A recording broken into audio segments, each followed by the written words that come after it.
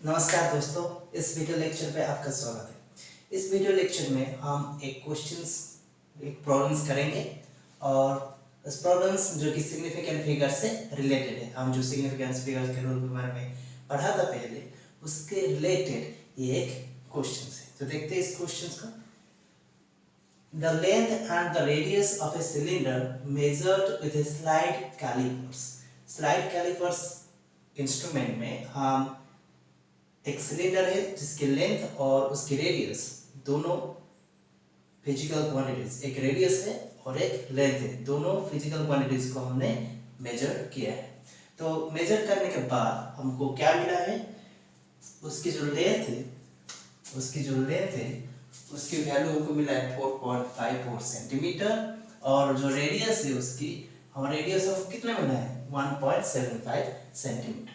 सो जो लेंथ हमको मिला है, लेंथ ऑफ सिलेंडर वो कितना हमको मिला है 4.54 सेंटीमीटर और उसकी जो रेडियस हमको मिला है वो क्या मिला है, रेडियस हमको क्या मिला है यहाँ पर 1.75 सेंटीमीटर।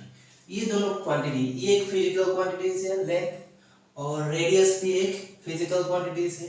तो इसका सिग्निफिकेंट डिजिट कितना है 2 है, कितना है 2 है और इसका सिग्निफिकेंट डिजिट कितना है 2 है। हमको ध्यान रखना है क्योंकि ये दोनों फिजिकल क्वांटिटीज है। तो उसके बाद calculate the volume of the cylinder. उसमें पूछा है कि आप सिलेंडर की जो वॉल्यूम है, ये आपकी सिलेंडर है, इस तरह का शेप होता है। सिलेंडर में आपका दो जो बेस है यहाँ पर है वो सर्कुलर होता है और आपकी ये हाइट होती है उसकी। तो ये जो बेस है वो सर्कुलर है और एक सर्कल की जो पैरामीटर होती है वो रेडियस होती है उसकी पैरामीटर। और सिलेंडर की और एक पैरामीटर क्या होती है, जो उसकी हाइट होती है, उसकी हाइट, और उसको लेंथ भी बोला जाता है।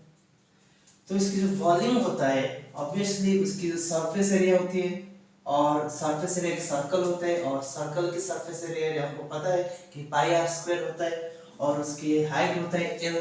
तो जो वॉल्यूम होगा सिलेंडर का जो वॉल्यूम होगा, volume of cylinder pi r square into l उसकी हाइट है, पाई आर स्क्वायर उसकी जो बेस है उस बेस की सरफेस एरिया है।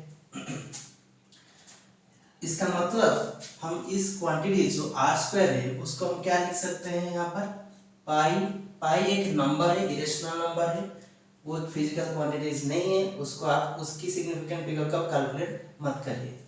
तो आर स्क्वायर जो होता है वो आर इंटू एल। तो 3 फिजिकल क्वांटिटीज यहाँ पर है और इनमें से ये दोनों फिजिकल क्वांटिटीज सेम ही है। तो उसकी जो करस्पॉन्डिंग वैल्यू मल्टीप्लिकेशन आप कर दीजिए। उसके बाद मल्टीप्लिकेशन करने के बाद हमारा क्या आएगा, फिजिकल क्वांटिटीज। हमारे जो फिजिकल क्वांटिटीज आएगा वो आपका क्या आएगा, आप इसकी वैल्यू यहाँ पर पुट करिए यूनिट के साथ, आपको मिलेगा 43.6577 सेंटीमीटर की।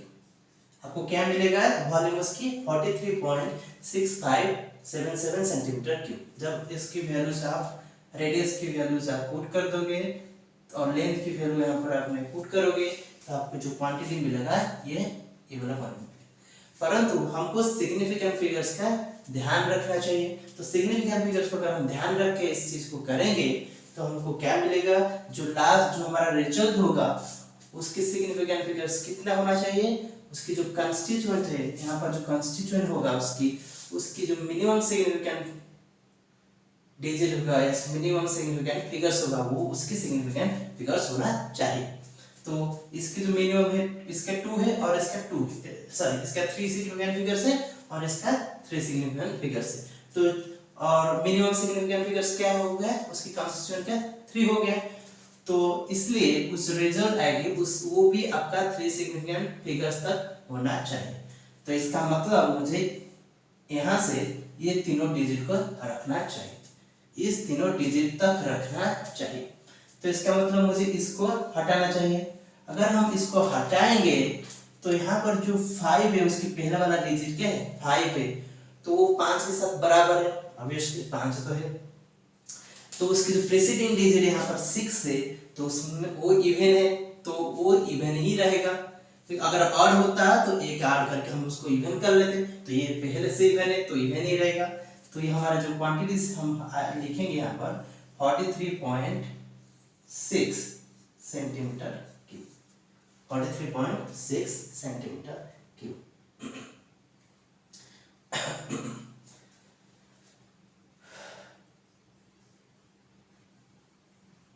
मैं और एक चीज बता देता हूँ यहाँ पर, कुछ कुछ किताब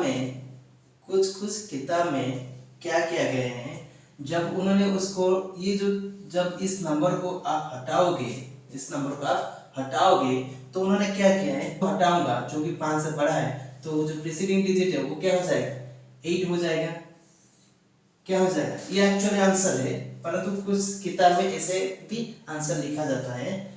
क्या लिखा जाता है, 7 को हटाते हैं, तो 7 को हटाने के लिए हमारा क्या हो जाएगा यहाँ पर 5 8 हो जाएगा। क्या हो जाएगा 5 8 हो जाएगा। उसके बाद क्या करते हैं, उसको 8 को हटाते हैं, किसको 8 को। अगर मुझे 8 को हटाना है तो मैं क्या करूंगा, इस जो प्रीसीडिंग डिजिट 1 बढ़ जाएगा, तो मेरा अभी क्या हो जाएगा 43.66 हो जाएगा, 43.66।